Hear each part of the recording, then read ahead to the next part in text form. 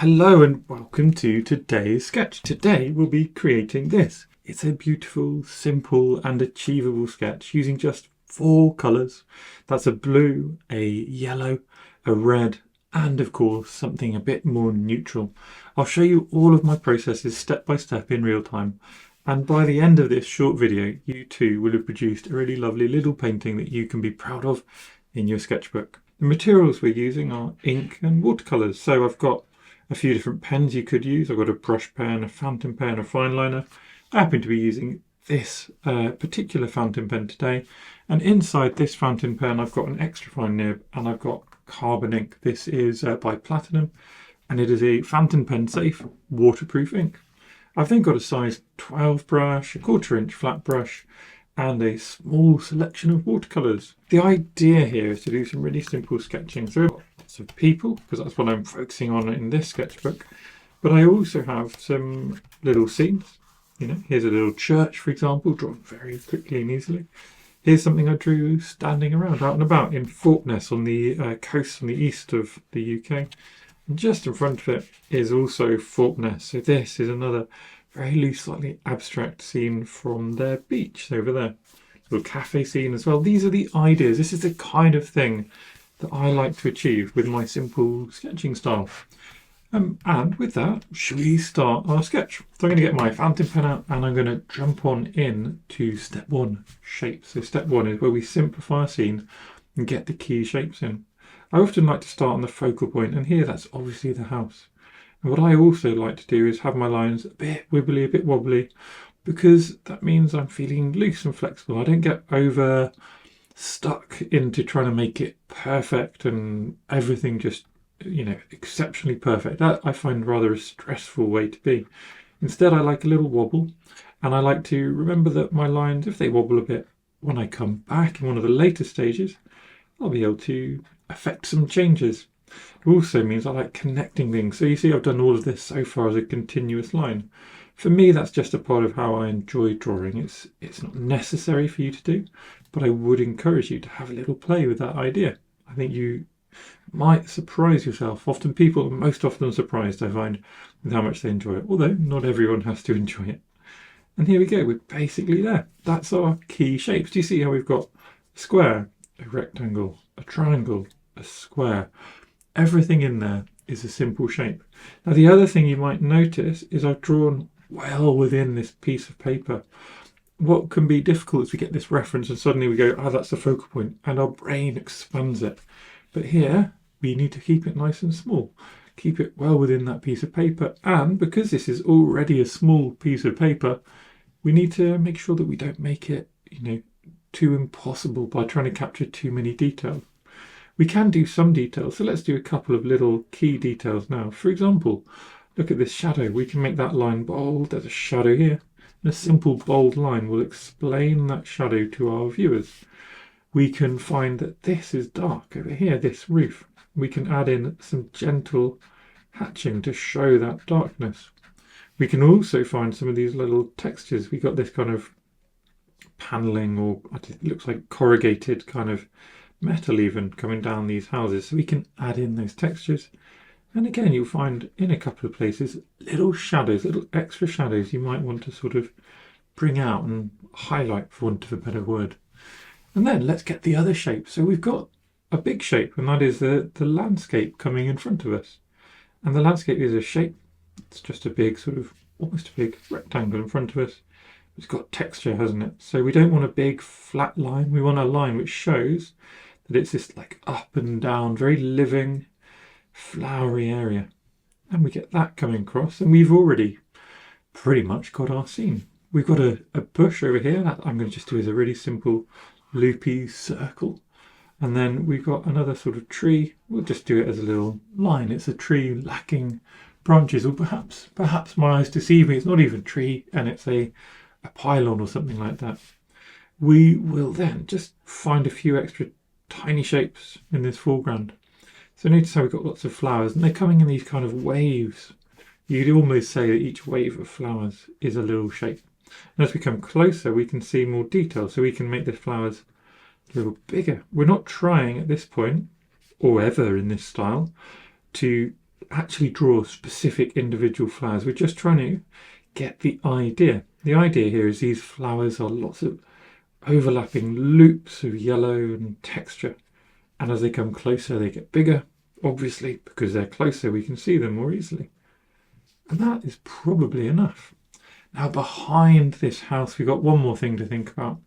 And that's the kind of textures within this cliff face. I'm going to just embolden a couple of lines, because by making the outline of our house nice and bold, it will separate it out.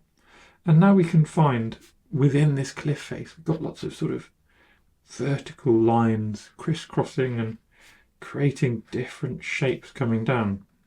I'm going to find ideas of these lines.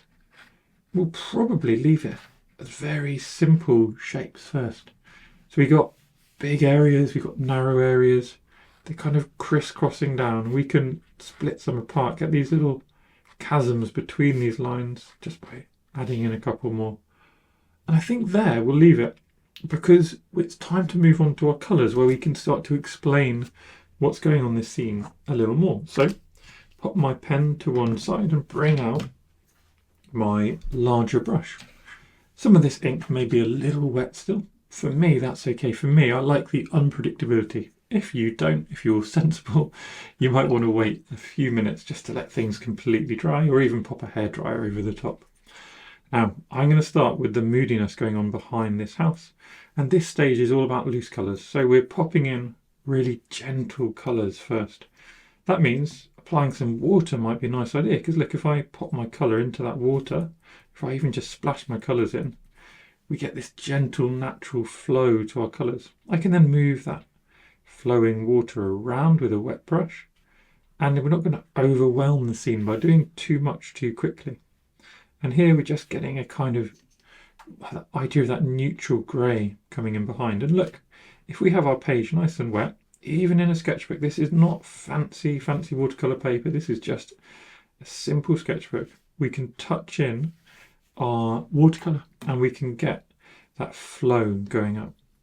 I'm going to add a little bit, so that was graphite grey by the way, I'm going to add a tiny bit of lavender above it to just meld in and start suggesting those clouds, which have got a tiny touch of blue. If we look with a forgiving eye, a tiny touch of blue in them. So a tiny bit of lavender will hopefully start to get that idea of the softness of the sky coming down into this rocky landscape. And then we're into very much the foreground. So I'm going to come in, we've got these two colours so far, lavender and graphite grey. Now I'm going to bring in a nice yellow. So this is azo yellow. And I'm going to just touch that in where we've got our flowers in little blips and blops. Then I'm going to let things mingle, and I'm going to control a little bit where that water flows. And this graphite grey coming down, and if we use a little bit of lavender as well, will flow around and create these waves. So we've got these bright yellows and we've got these green dark areas, but we're going to make them a bit more abstract by allowing ourselves to minimize our palette. Like we said at the beginning, don't want to use loads of colors. I'm going to just encourage a little abstract feel by doing some little loops around and having these very much painterly kind of textures coming in. And there we go. And what else would we like to do? Well, I always like to leave a lot of negative space in my paintings, but perhaps at the moment there's too much space around the building, but I'm not sure. So rather than overdo it, rather than immediately make a decision I'm not certain about, I'm going to let this dry. This will be the end of our loose colours. And then in our next stage, adding bolder colours, we can be a bit more specific. We can choose if we want to make this house a nice bright orange, or if we want to pull out a different detail somewhere in our painting. So we're back, and the central part of my painting is dry. And that means it's dry enough for me to come and add some bolder colours. So I'm going to come in with my little brush now. And having a look at this, what I do feel is that the house probably needs something extra. So maybe the fourth colour we're going to use in our little minimalist painting here is a bit of orange. So I'm going to actually bring in Pyrrole Scarlet, it's bright red, and I'm going to mix that with my Azo Yellow, and that will give us, in our palette, a nice bright orange. And that orange we can use now with this smaller brush to create a bright and bold sort of focal area. The focal area, of course, here being this little house. And we can change the mix. I'll add a bit more red, and that will add variation to what we're painting and how we're painting it.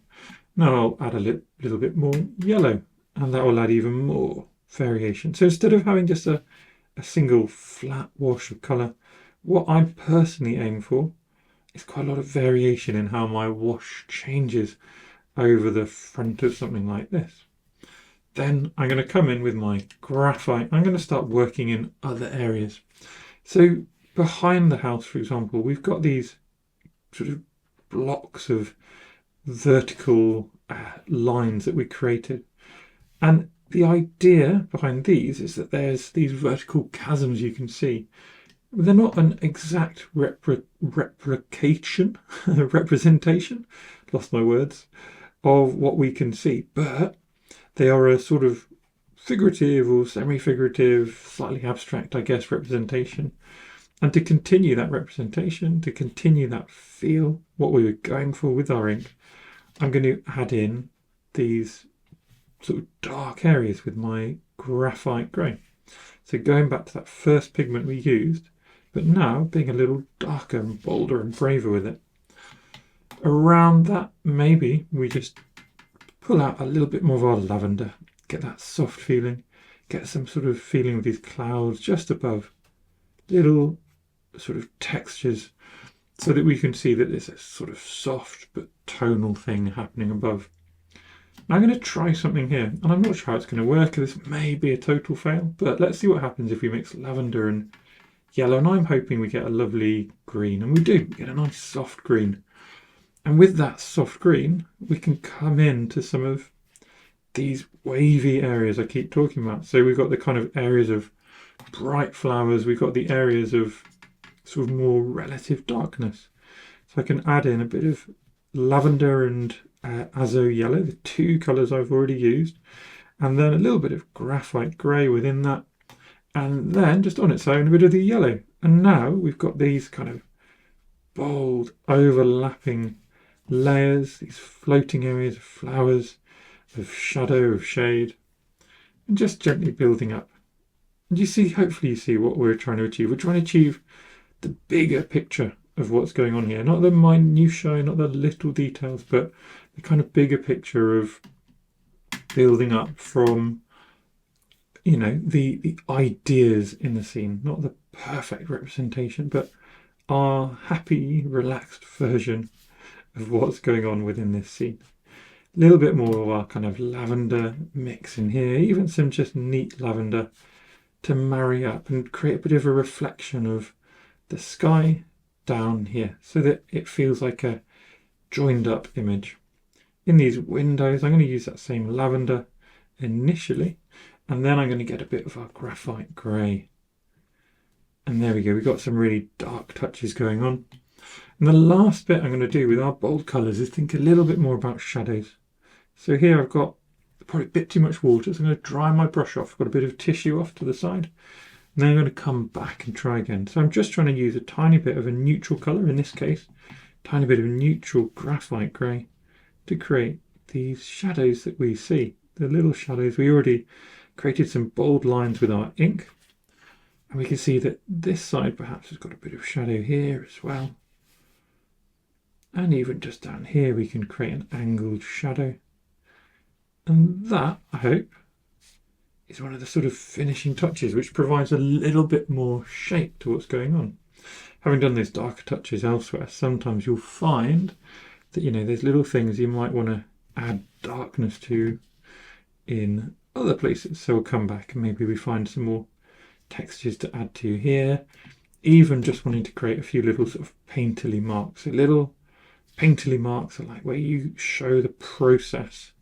You leave a mark. This is a brush stroke. This isn't trying to be anything except a brush stroke on our page to show how we put this scene together. And like that, we will let it dry again, and we'll come back and we'll do what I call restructuring. That's getting our ink back on the page and pulling apart some of what's happened with our colour. Now, while we wait for our page to dry, you might want to check out sketchloose.co.uk, which is me. I am today's sponsor. On there, I have a free course, which is called 10 Days of Sketching, totally free, no strings attached, which will break down these concepts for you. I also have 3 really in-depth courses, and I mean really in-depth, like 6 hours or more of video, big handouts, 40, 50 pages, and loads of sketching challenges where I'm there to give you feedback all the way along and answer any of your questions and look at photos of all of your drawings that you do in the course. If you would like to check that out, then look at the link down below and get stuck in. But without further ado, your page is hopefully dry by now, so let's jump back into this video. And again, our page is pretty much dry, so we can come back and we can pull apart those details. So what I'm going to do first is actually what I say restructure. That's what I call this phase in my head and out loud a lot of the time. And what I'm doing is coming around the big shapes and making that line come back to the front of the image. And hopefully you'll agree, as we do that, what happens is the building comes forward. This bold line lifts it off the page and away from all that colour which we've just spent a while putting down. It makes it's a slightly illustrative quality. It makes it jump towards you, makes it be the most important thing on the page. We need to be careful because we can very easily overdo that kind of boldness and it can become a bit cartoony. So little bits, little touches here and there, little bits of hatching even to increase the overall density of the line without completely overdoing the image. And even down here we might increase the overall kind of value but without having applied colour. Then we can find other important lines that we might want to bring out. So here we've got this line, and now what I'm doing is I'm going around the old line but also where the watercolour got to. So now I can create from this kind of line of colour, wherever the colour left, I can create a new intentional line of ink. And that, makes it just neater. It makes it suggest a lot more intention, a lot more intelligence in the colours than what I actually applied. Just a little shortcut that I like to use. And I think a perfectly good shortcut for people who like sketching quickly and being loose and responsive to the colours. Here we can then come and put some little textures back in front of these lovely yellows. We can even come around and add more lines if we want. Here, like these big bold areas of yellow, we can just increase the ink density around them. And again, hopefully that brings the ink and these textures to the foreground and sends the colours back as little highlights rather than as the main character in our scene. And this, I think these are lovely examples of what I'm trying to achieve, this feeling of there being something right there, right in front of us. In the back, I don't think we want to do too much because it's soft and gentle. It's already got enough structure. What you could do, just a few gentle lines, a few little bits of hatching, bit of place to neaten up edges if you want. But if I overdo this, remember, hard lines come to the front. So if I overdo these lines in the background, we'll end up overstructuring it and sending our house backwards by accident. So instead, I'm going to call that stage done. Step 4, restructuring completely done. And the last thing to think about are the finishing touches. Now this might be more ink. I actually think in this one the ink is done. It might be more touches of colour. So we could, for example, come and find some really bright reddy oranges, which we haven't used yet, and just touch them into the house really gently, these tiny highlights to just bring out some of those lines.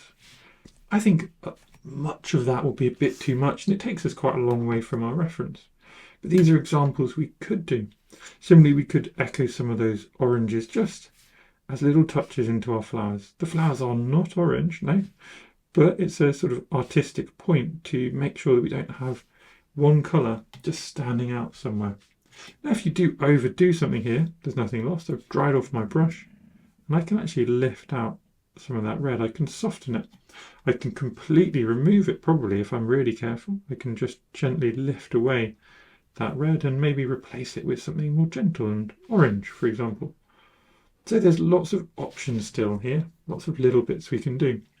Now what I am definitely going to do, and if you see my channel you'll know I'm going to do this, is a few little splashes. So just little splashes, some of this lavender up at the top, showing that there's something going on up there. Clouds are very hard to draw, they're very hard to paint. They're, in fact, in a lot of watercolor, they are the absence of paint. So instead, finding other ways to create them is really important, or to suggest them, abstract ways, that is. And then at the front, a few splashes of yellow will introduce much more of a feeling of all those complicated flowers. And like that, we're done. And of course, there's the final step, the most important step, signing your art. Last time I say that, or every time I say that, someone says, but why is it so important? Well, it's important to me. It's important because it means I feel finished. It means that my painting has a sense of ownership. And if I've signed it, I'll look for something I enjoy here. And there's lots of things in this I enjoy, and there's also things I'm sure I'd like to improve on for next time. But with that, do join in, do share, hashtag SketchLoose on Instagram, and leave. But with that, we are done. So do join in. Let me know what you think. Leave a comment down below about the kind of sketching processes you enjoy, and any kind of interesting changes you would make to the process I've done today would be amazing to hear as well. Beyond that, you might enjoy one of these videos, and I will see you in the next one. So thank you everyone for watching my little sketching videos. If you enjoy my content, please do subscribe to my channel because it makes me really, really happy. Thanks again.